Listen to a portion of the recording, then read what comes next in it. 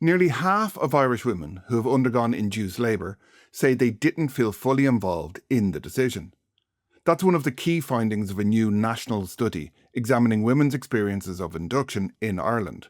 Researchers analysed the reported experiences of more than 1,000 women, and almost half, 49%, said they did not feel fully involved in the decision to induce their labour.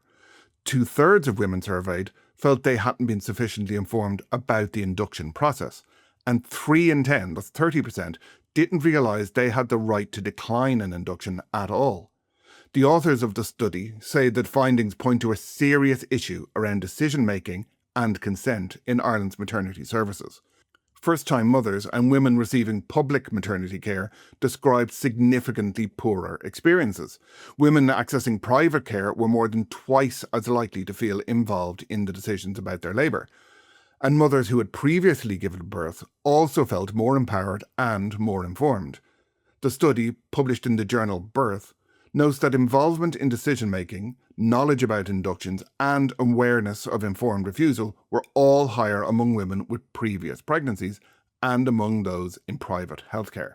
Induction in labour is common, and globally around 1 in 5 births are induced, but in Ireland, this number is closer to 1 in 3.